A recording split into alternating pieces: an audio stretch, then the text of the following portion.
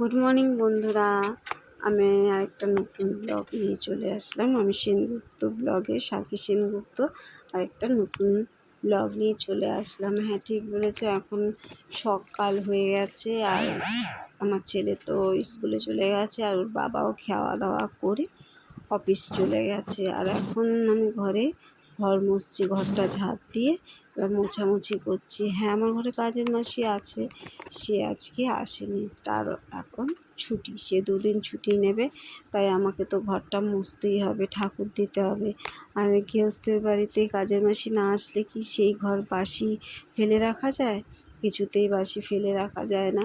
তা আমার যতই কষ্ট হোক, আমার যতই কোমরে ব্যথা হোক, সেই নিয়েও আমাকে ঘরটা মুছতে হবে, ঘরটা ঝাঁট দিতে হবে, এমনকি কাচাকাচিটাও করতে হবে। আর আমার কাচাকাচি হয়ে গেছে, আমি কাচাকাচিটা করি, তারপরে ঘর ঝাঁট দেওয়া আর মোছা আরম্ভ করলাম। কারণ আমার সকালবেলা তো জল যখনই ছাড়ে, জলের সঙ্গে সঙ্গে আমাকে দৌড়াতে হয়। তাই জল যখনই চলে আসলো, কাচাকাচিটা করে নিয়ে তারপরে ওর বাবা স্নান টান করে বেরিয়ে গেল, তারপরে আমি ঘরটা ঝাঁট দিয়ে মুছলাম। এখনও অনেক কাজ আছে, দেখতেই পারলে যে বিছানাটা পড়ে রয়েছে, কারণ ঝিলিক মানে আমার মেয়ে এখনও শুয়ে আছে, ওকে এখনও উঠাইনি। আমি এই ঘরটা মোছামুছি করে তারপরে আমি বিছনাটা তুলব, তারপরে স্নানটা করব, স্নান করে পুজো দিয়ে তারপরে একটুখানি টিফিন করব আজকে। আর মানে এখনও অনেক কাজ আছে, আর বলার মতো না। ওদিকে দেখেছো তো আমার ঘরে কে দৌড়াদৌড়ি করছে? এ হচ্ছে বোম্বা সোনা, একদম বোম্বা সোনার ঘর। আর আমাদের ঘরের দরজা একদম লম্বালম্বি করে ওখান দিয়ে ও দৌড়িয়ে আমার ঘরে আসে প্রত্যেক দিন। আর এদিকে আমার সব কিছু হয়ে গেছে, আর আমি স্নান করে নিয়ে আসলাম, মানে চলে আসলাম, বিছনাটাও আমি তুলে নিয়েছি। আর এই ফাঁকে আমি এবার আমার মা এবার স্নানে যাবে, যেহেতু জল যখন তখন চলে যাবে, আমরা জলের সঙ্গে দৌড়াদৌড়ি করি সকালবেলা, আমিও করি, আমার মাও করে। এরপর তো আমি চুল টুল আশ্রিয়ে তারপরে আমি ঠাকুর দিতে বসবো। হ্যাঁ, ঠাকুর দিতে আমার একটু বেশ সময় লাগে। আর কি করব, তারপরে রান্নাঘরে ঢুকবো। আজকে বেশি তাড়া নেই, মানে এখন আমার বেশি তাড়া থাকে না, কারণ যেহেতু রিক্সা করে যাই আসি, তাতে মানে অনেকটা টাইম বাঁচে। হেঁটে তো আমার অতটা দূর যেতেও হয় না, আসতে হয় না, রিক্সা করে যাই আর চলে আসি, আমার 10 মিনিটের মধ্যে হয়ে যায়। যাই হোক, এদিকে তো আজকে আমার ছেলের পরীক্ষা শেষ হয়ে গেছে, অনেক দিন বাদে স্কুল, মানে পরীক্ষা শেষ হয়ে যাওয়ার পরে একদিন কামাই করেছে, তারপরে আজকে পাঠিয়েছি। আবার তো আজকে যেহেতু শুক্রবার, আবার দুদিন ছুটি থাকবে ওদের স্কুল, শনি রবিবার এই দুদিন স্কুল ছুটি থাকে। তাই জন্য আমি বললাম যে আজকে যাবি, তাই স্কুলে গেছে, ওকে আবার স্কুলে আনতে যাব। যাই হোক, রান্নাবান্না মানে ওকে আনতে যেতে যেতে আমার রান্নাবান্না হয়ে যাবে।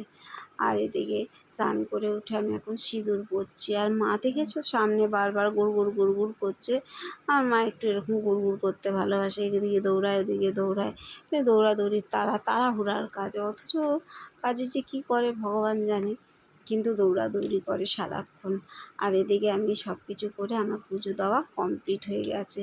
আর সকালবেলা উঠে পুজোটা আর স্নান করে পুজোটা দেওয়া হয়ে গেলে মনে হয় আমার সব কাজ হয়ে গেছে, বিশ্বাস করো। হ্যাঁ, সকালবেলা একটু চা খেয়ে নিয়েছিলাম, জানো তো, যখনই আমার বরকে একটুখানি চা দিয়েছিলাম, সকালেও তো চা রুটি খায়, একবার একটু চা খেয়ে নিয়েছিলাম।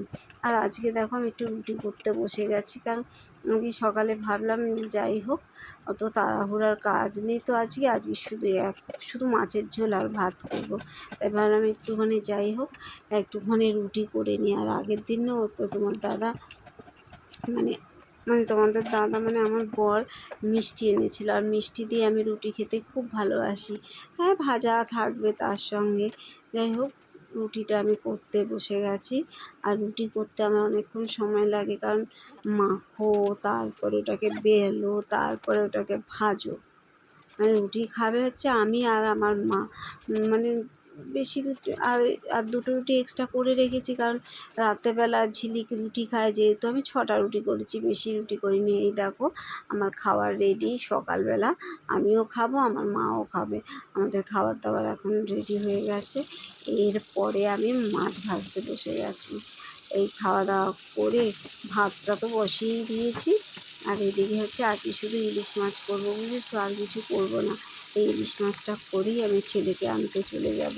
আর ইলিশ মাছ হলে আর কিছু লাগে না, ইলিশ মাছের তেলটা থাকে, ভাজার পরে যে তেলটা আমি উঠিয়ে রাখি সে দিয়েই অর্ধেক ভাত খাওয়া হয়ে যায়, বুঝেছো। এই দেখো, আর আজকে না আমি পাতলা মানে আলু আর বেগুন দিয়ে কাঁচা লঙ্কা দিয়ে পাতলা ইলিশ মাছের ঝোল করেছি। এরপরে ঝোলটা হয়ে গেলেই কিছুক্ষণ বিশ্রাম করব, তারপরে আমার ছেলেকে আনতে আমি চলে যাব। আর ছেলেকে আনতে এনেই আমরা গরম গরম ভাত আর ইলিশ মাছ খেয়ে নেব। তাহলে আজকের ব্লগটা আমি এত পর্যন্তই রাখছি। টাটা, আবার একটা নতুন ব্লগ নিয়ে আরেক দিন আসবো। টাটা।